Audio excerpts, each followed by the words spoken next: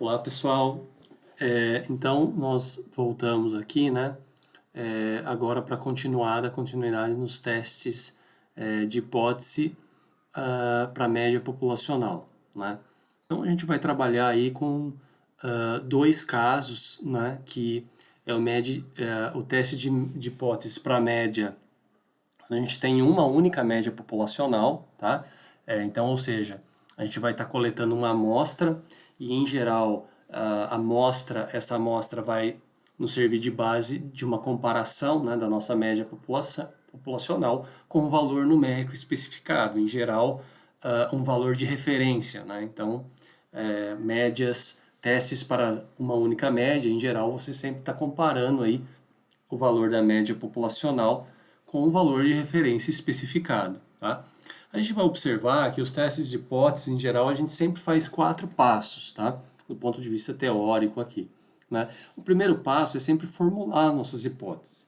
Então, como foi dito anteriormente, existem dois tipos de hipóteses. A primeira é a chamada H0, a hipótese nula, em que nós temos esse H0 vem da ideia de nulidade, né? Ou seja, se a gente tomar o valor da nossa média populacional, que é o μ, subtrair com esse μ0 que representa um valor especificado, isso é igual a zero, ou seja, é a hipótese de nulidade, tá? Então sempre a gente vai ter, né, essa situação aqui, tá? Ou seja, é claro que existem outras situações, tá, em que a gente tem testes de hipóteses compostas, tá, mas esse não é o caso para nós aqui, tá? Então, H0 sempre vai ter essa cara aqui, né? Vai ser a média populacional igual a um valor especificado, tá? Ou seja, um valor de referência. E a hipótese alternativa, como vocês podem ver aqui, né, é algo alternativo a essa situação. Então, ou a média populacional é diferente desse valor especificado, ou ela é maior que esse valor, ou é menor que esse valor. Qual dessas três nós vamos escolher? Isso depende do problema que nós vamos estar trabalhando, tá? Então, dependendo do pesquisador, né, em geral no problema, isso vem explícito, né, e aí a gente consegue observar qual dessas três situações se encaixam aqui para ser a hipótese alternativa, tá? Então, primeiro de tudo é formular a nossa hipótese. Após isso, nós temos um segundo passo que nós chamamos de estatística do teste, né? Então, estatística do teste nada mais é do que uma expressão, tá? Esse valor aqui, né, que a gente chama t calculado, t calc, T porque a gente está pensando num teste de média, ou seja, um teste T de student, né? E calc porque ele vai ser calculado, é um valor calculado, em geral baseado nos dados da amostra, né? Então observem que a estatística do teste ela vai me retornar então um valor, né, esse valor representa uma informação que é proveniente dos dados amostrais, né? Ou seja, eu tenho então aqui o x barra, que é a média da amostra, eu tenho o S, que é o desvio padrão da amostra, e nós temos o N, que é o tamanho da amostra, né? Então, nós temos aí, né, elementos da amostra. Claro que aqui a gente vai subtrair aqui, no caso, x barra menos aquele valor especificado, né? Então, assim, esse resultado é um resultado que a gente vai encontrar, ele pode ser positivo ou negativo, tá? Isso não tem importância, e a gente vai acabar utilizando esse resultado para tomar a decisão lá na frente se nós se nós rejeitamos ou não rejeitamos uh, a hipótese nula H0, né? Sempre lembrando que é em cima da hipótese nula uh, que a gente toma a decisão, né? Já o terceiro passo, ele é chamado de região de rejeição ou região crítica, né? Então, o que é isso, na verdade? Uma região crítica nada mais é que um conjunto de valores, né, assumidos aí pela estatística no teste, nas quais H0 é rejeitada, né? Então, assim, a gente tenta determinar uma região de rejeição pela qual H0 pode ser rejeitada, né? Então, nada mais é do que tentar encontrar, né? Então, uma área, tá? É uma região que existe esse conjunto de valores nas quais ela possa ser rejeitada. Porque aí sim a gente vai tentar comparar então essa região de rejeição, né, que a gente sabe que H0, nós rejeitamos H0, com o valor encontrado aqui no valor calculado. Tá? Então assim, como que a gente determina essa região de rejeição? Ora, a gente determina pelo modelo probabilístico, né, que vem lá, da qual a gente está estudando, que é a distribuição T. Né? Então, a distribuição T, como nós vimos aqui atrás, é uma distribuição, uma forma de sino, que tem uma cauda pesada, né, com relação à distribuição normal, e até um N aí próximo de 30, ela, né, menor do que 30, a gente vê que ainda T tem diferenças com a distribuição normal. Então, a região de rejeição, ela vai ser dada aqui, vai ser alguma área sobre a curva da distribuição T, que é justamente o modelo probabilístico que representa aí a população que a gente está estudando, tá? Ok, né? Então a gente já vai ver daqui a pouco as áreas, como obter essas áreas de rejeição, tá? Então isso do ponto de vista teórico. Além disso, o que dá para fazer também, né, para a gente tomar decisão? É a gente verificar uma probabilidade que nós chamamos de probabilidade de significância, ou p-valor. Né? Então, o p-valor, dentro do ponto de vista dos softwares, que isso é mais interessante, né? A área de rejeição, ela está mais associada se nós fizéssemos, por exemplo, esse teste na mão, né? Se a gente fizesse lá na lousa, né, ou no caderno aí, um teste de hipótese sem utilizar um software, a gente ia primeiro tentar encontrar essa região de rejeição. É mais simples do que tentar encontrar esse p-valor, essa probabilidade de significância. Agora, quando a gente pensa no software, em geral, o software ele já mostra para a gente qual é essa probabilidade de significância e a partir dela a gente toma a decisão, a gente interpreta o valor e toma a decisão, tá? Então, para não ficar um pouco solto essa questão da região de rejeição, eu vou falar um pouco isso, mas lembrando que isso é algo feito mais quando nós não estamos auxiliando um software, tá? E o quarto passo, pessoal, seria concluir. Né? Então, qualquer teste de hipóteses segue, em geral, essa sequência. Né? Você formula as suas hipóteses, você calcula a estatística do teste, né? Isso depende de cada teste que você for fazer. Né? Essa estatística do teste vai me dar uma informação baseada na minha amostra. A região de rejeição, eu construo ela com um modelo probabilístico e aí eu vou estar comparando essa região esse valor encontrado na estatística do teste com essa região de rejeição. Tá? Então, basicamente é isso, depois fazendo a conclusão. Bom, vamos ver um pouco sobre essa região. Então, essa região, como eu falei, ela é determinada pelo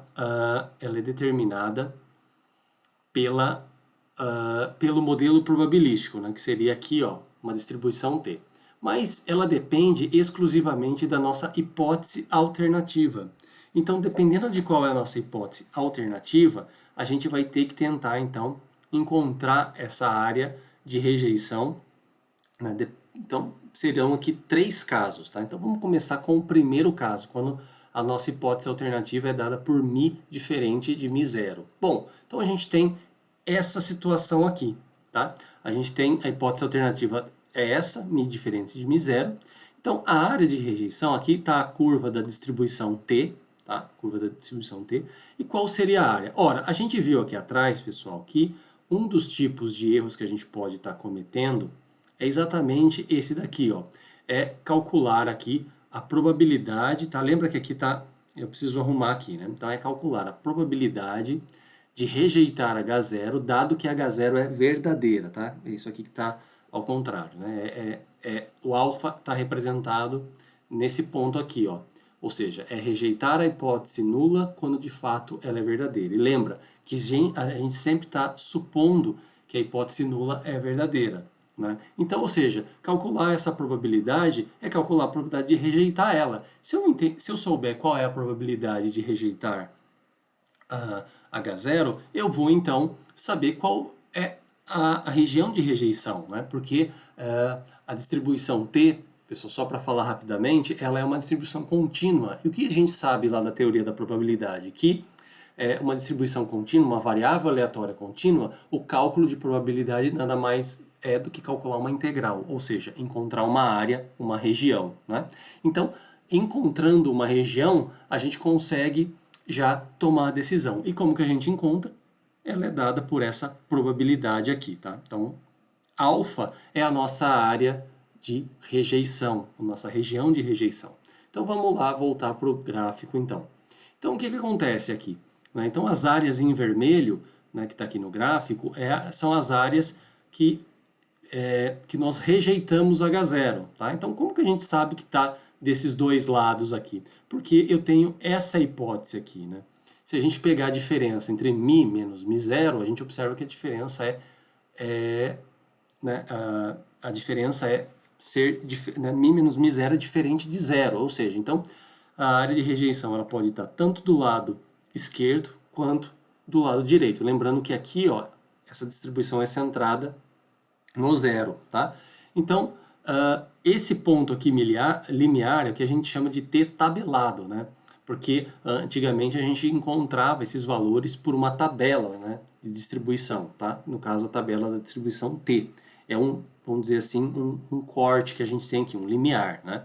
Então, ou seja, valores menores do que esse ponto me dá a rejeição de H0. Valores maiores que esse ponto me dá a rejeição de H0. E todo o resto aqui que está em verde me dá a não rejeição de H0. Né? Então, como que a gente compara? A gente compara com o valor que nós encontramos do T calculado. Né? Então, ou seja, se o valor T calculado cair nessa área em verde, né? Pode ser aqui ou aqui, né? Essa área em verde aqui, se cair desse ponto até esse ponto, a gente entende que não se rejeita H0. Se eu ter calculado cair nessa região aqui ou nessa, nós rejeitamos H0. E é assim que nós tomamos decisão no caso aí de estar fazendo esses estudos, né, na mão, tá? E esse teste é chamado de teste bilateral, né? Bilateral porque justamente o erro ele é dividido em ambas as partes. Às vezes é também chamado como two-sided, né? Ou seja, a gente tem aqui, então, tanto na direita quanto na esquerda, né? Nos dois lados, a gente pode estar rejeitando H0, tá? Por isso que ele é chamado de bilateral. E essa área, né, a soma das áreas em vermelho me dá o alfa, tá? Que é a probabilidade da gente rejeitar H0, dado que H0 é verdadeira, né? Então, assim, como a distribuição T é exatamente igual ao normal, ela é centrada num ponto, né? E observem que tanto esse lado da área quanto esse são iguais, então nós temos que essa área vale alfa sobre 2 e essa vale alfa sobre 2, tá? A soma da alfa, né? Porém, a gente tem outras situações, né? Porque a gente pode ter outras hipóteses alternativas, não essa. Pode ser que a hipótese alternativa seja essa ou essa, tá? Então, no caso de ser uma hipótese alternativa desse formato, ou seja, a minha média é maior do que μ0, né? O que a gente sabe? O gráfico, então, né, a área de rejeição é dada dessa maneira aqui, tá? Por quê? Porque se a gente tomar aqui a diferença de μ menos μ0, a gente tem que essa diferença é maior do que zero. Então, eu espero que essa região de rejeição esteja nesse lado aqui, que é o lado positivo, tá? Supondo que aqui fosse zero, né? Esse ponto aqui que corta o gráfico ao meio é zero. Então, aqui o lado é positivo, né? Então, o que a gente tem? Que pontos que vão aqui desse limiar, né, desse T tabelado para frente, né, eu rejeito H0 e desse ponto para trás eu aceito. Então, como que a gente toma a decisão? Eu calculo lá o meu T calculado, que é um valor baseado na minha amostra, né? E aí vou tentar observar isso no gráfico. Se isso cair dentro da área em vermelho, eu rejeito H0. Se cair na área em verde, eu aceito, eu não rejeito H0, né? E aqui, esse valor de A, aqui é o valor não é mais alfa sobre 2, ele é alfa. Por quê? Porque a área de rejeição ela está em um dos lados, né? Então a gente diz que esse é um teste unilateral à direita, tá? Porque a área de rejeição está à direita do gráfico.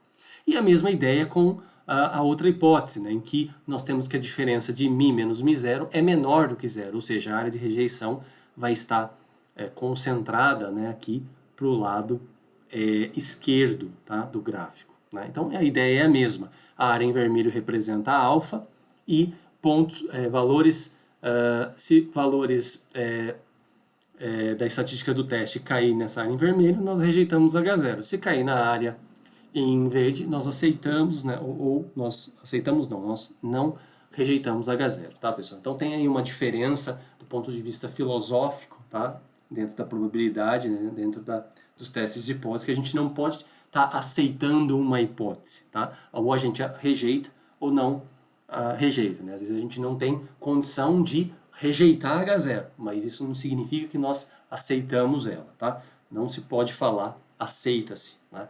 Se pode falar rejeita ou não rejeita, tá?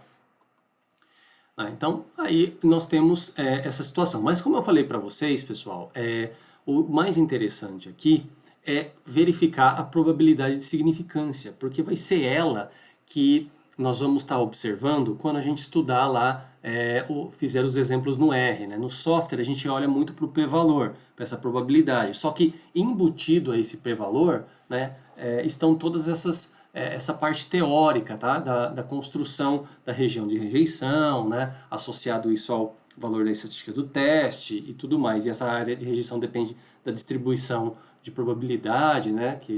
Da estatística do teste, que no caso é TD Student e tudo mais, tá bom? Então, vamos verificar então a probabilidade de significância. Então, o que seria esse p-valor, né? O que é essa probabilidade? Ora, como eu falei para vocês, não é? H0 a gente sempre está supondo ela verdadeira, tá?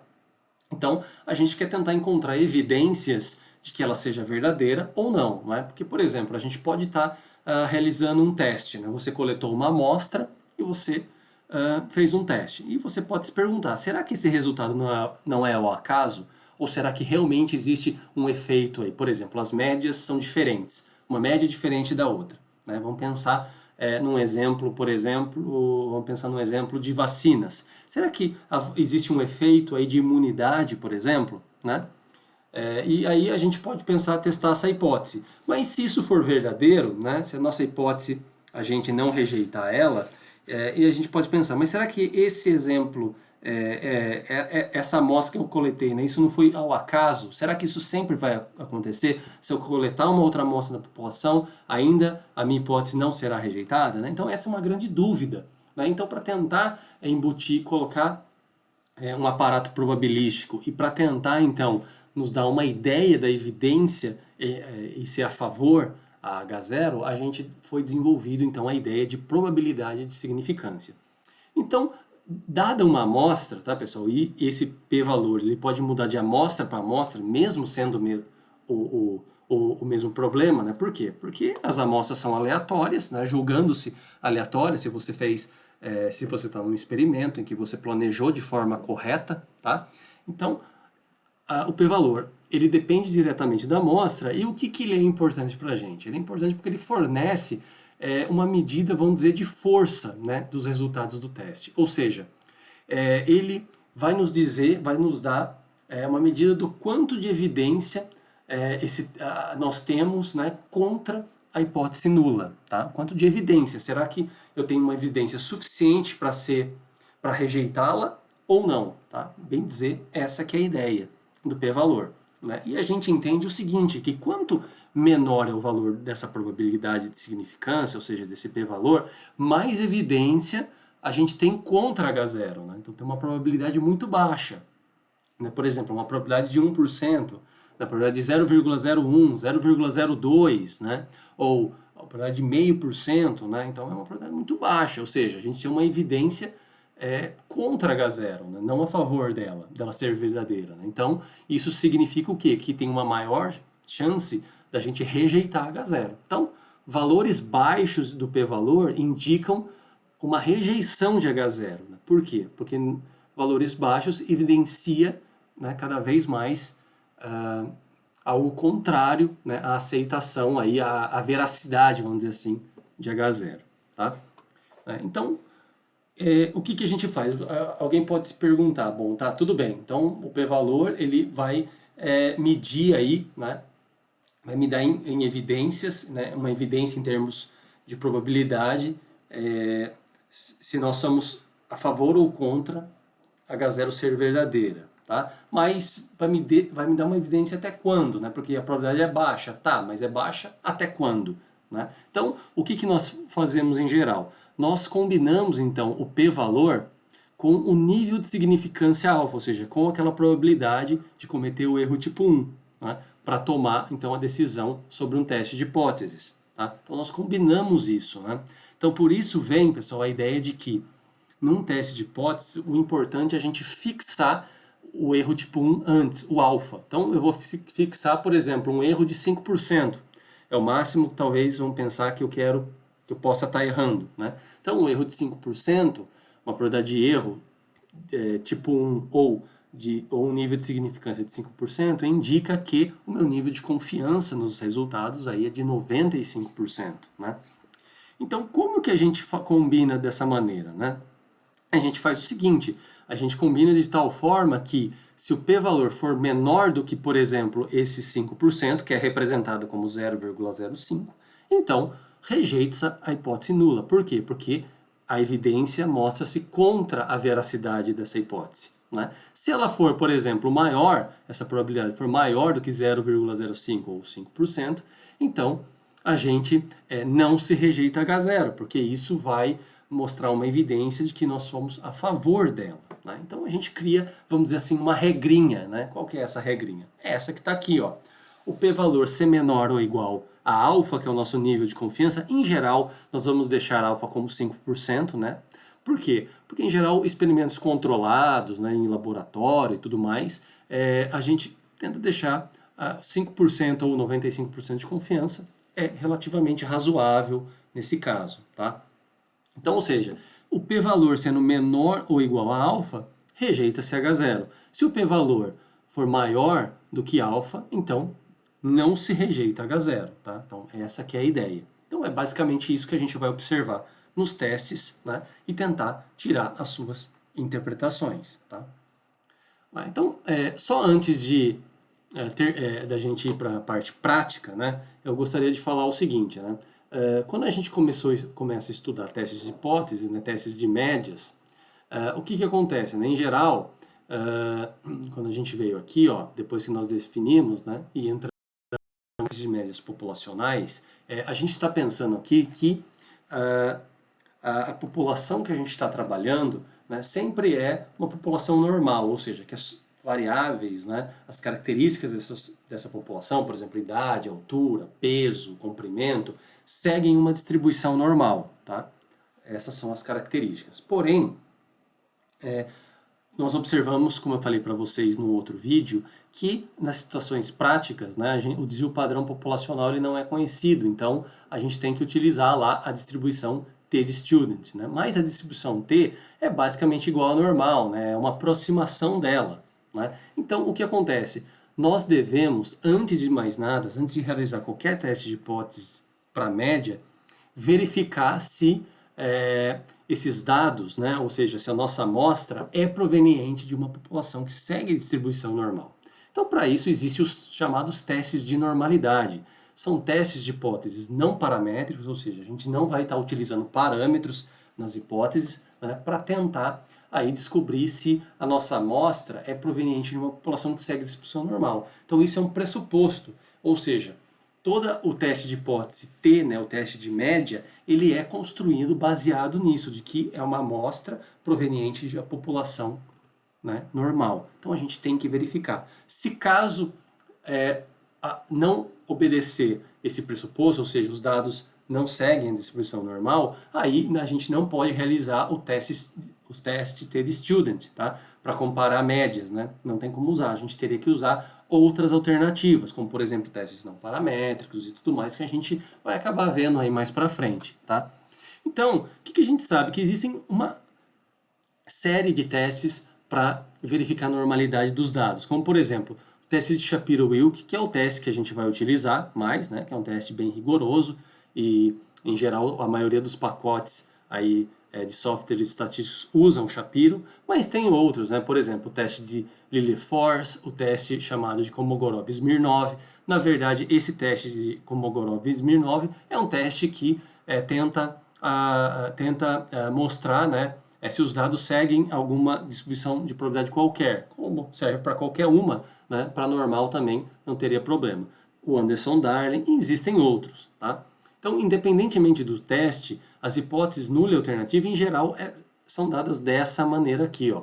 H0 é se os dados seguem a distribuição normal. E H1, que seria a alternativa, é os dados não seguir a distribuição normal. Então, uma complementa a outra aí. Tá? Então, ou seja, observem que nesse momento a gente também vai estar utilizando a ideia aqui do p-valor. Tá?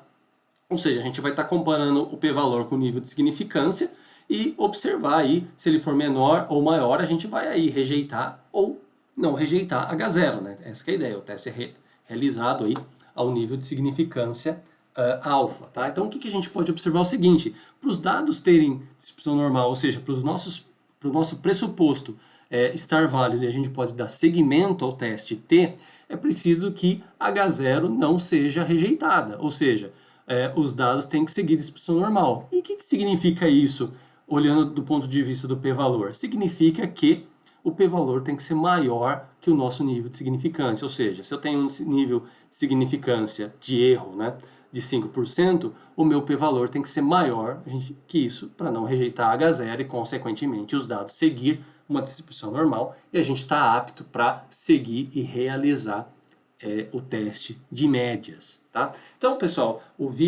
esse vídeo é para aqui, né? A aula teórica termina aqui. Eu sei que às vezes as aulas teóricas podem ficar um pouco robustas, né? Um pouco difícil, ainda mais assim por meio de vídeos, né?